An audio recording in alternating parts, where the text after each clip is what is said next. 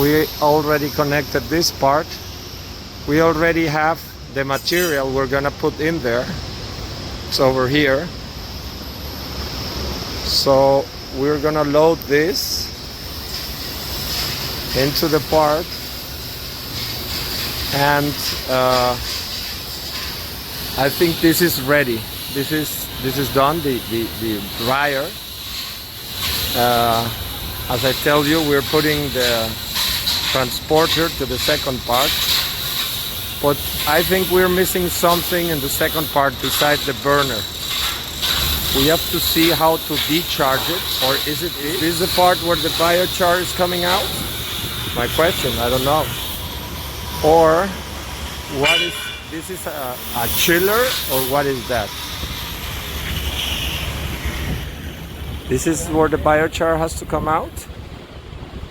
It's my question. Am I missing something?